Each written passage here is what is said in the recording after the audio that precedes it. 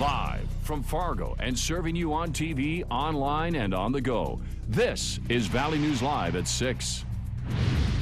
We have a tendency to have our government overstepping bounds where people's rights are concerned. We have brought you stories of schools having to make accommodations for transgender students and the protests over retailers' policies regarding transgender individuals. Now the Department of Veterans Affairs, or VA, is wading into the issue. Sex reassignment surgeries might soon be covered under VA care as the agency looks to lift its ban on the medical procedures and transgender soldiers look to serve openly in the military. Valley News Team's Bradford Eric looks into what the VA is proposing and what you think about the idea. Mac Thornberry, a Texas Republican and chairman of the House Armed Services Committee, said earlier this year he does not want our military to be an experiment in social change. But it appears as if change is happening. Just days ago, this was posted on the website for the White House Office of Management and Budget, an outline and backstory of what's been the VA's policy.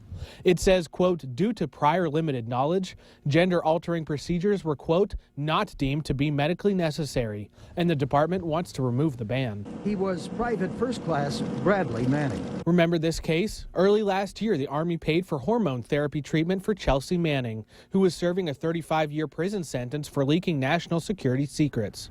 But are people going to accept their tax dollars paying for these procedures now? We do not pay our military what they deserve.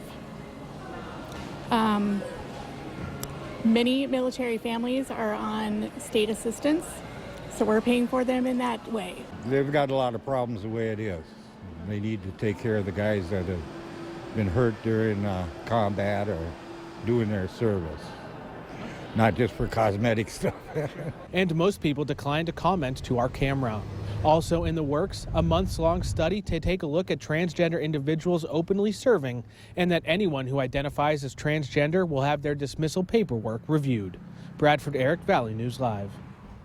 Right now, the proposal to lift the ban on gender-altering medical procedures at the VA is in a public comment period. We have posted the full text of what the VA released online.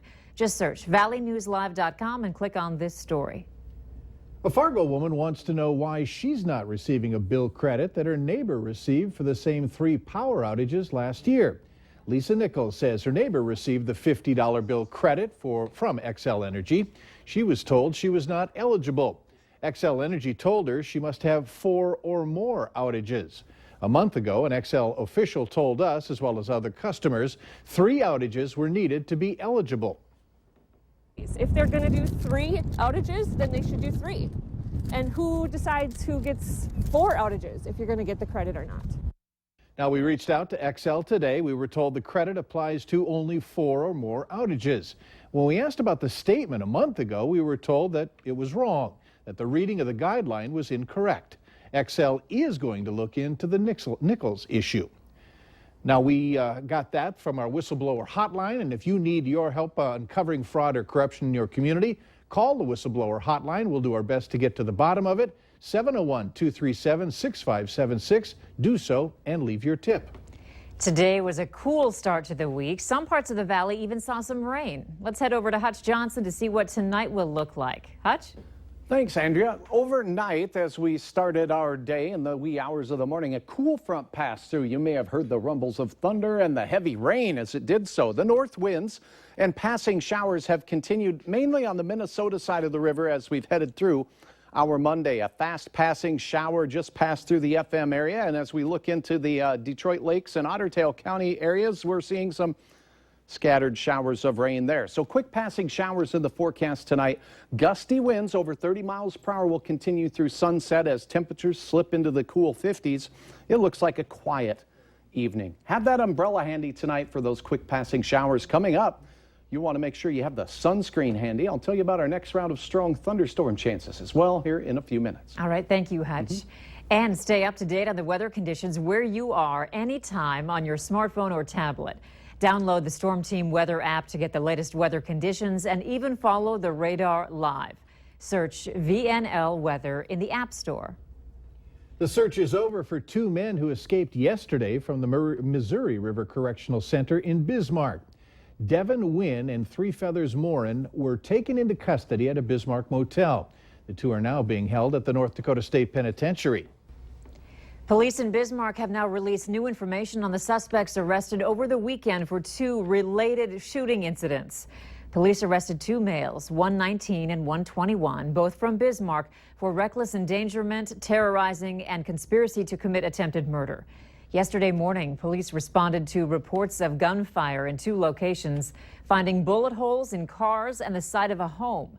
They also found bullet holes inside an apartment. After getting a search warrant, police found a 9mm handgun in a bedroom, and that handgun was reported stolen in June of last year. Some travel trouble to tell you about tonight. Drivers are finding new ways to get around as the 8th Street Highway 75 bridge has closed. The second phase of interchange reconstruction is underway. That stretches from 24th Avenue to 30th Avenue South. The bridge crossing over the interstate is closed. Now, Minnesota DOT says drivers will need to take detours until the work is finished at the end of August. Valley News Team's Yvonne Simic is live from the construction zone. And Yvonne, how easy or not easy is it to get around?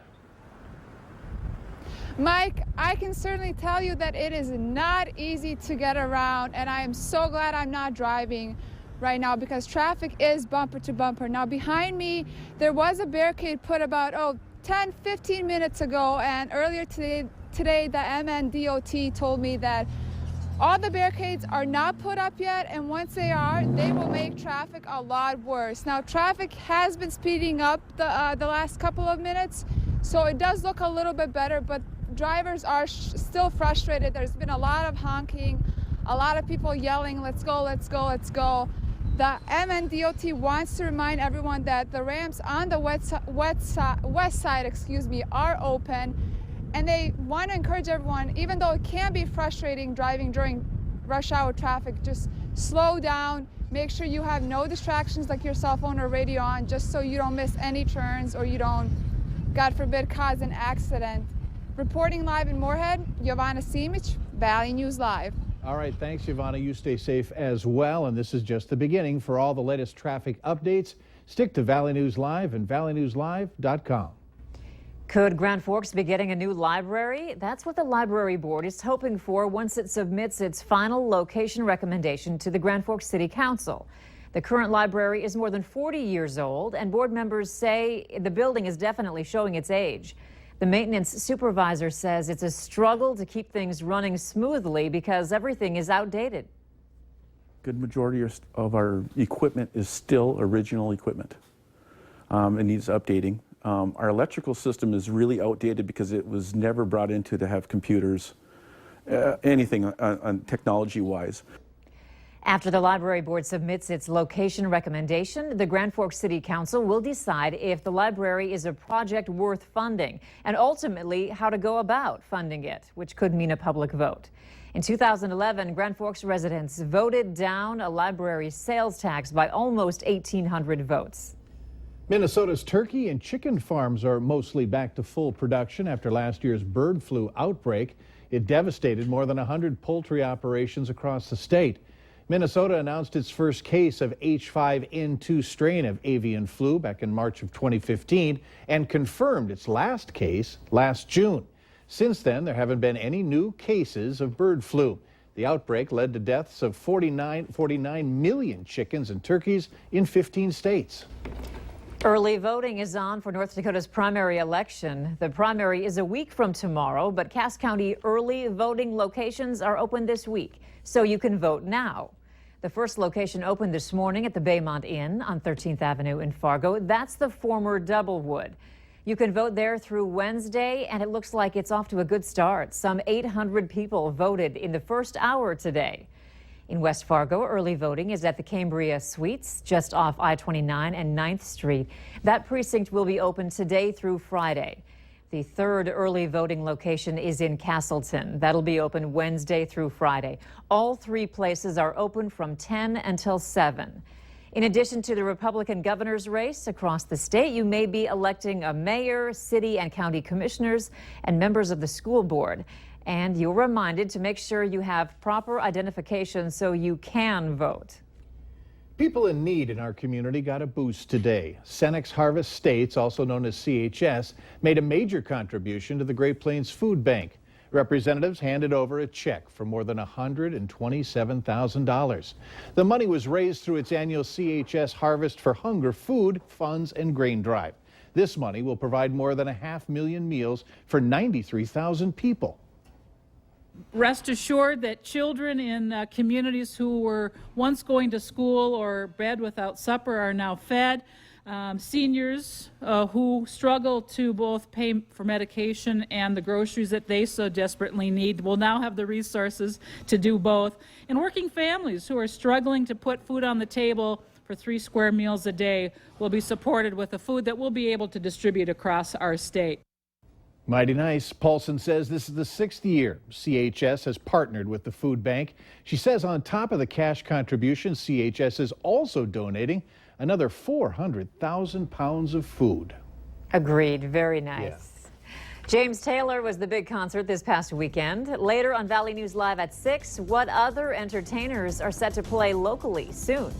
And we have some passing showers primarily on the Minnesota side of the river as north winds have been gusty today. We do have some heat that will return summer-like conditions to the valley and a chance of some strong thunderstorms as well. Details are coming up next.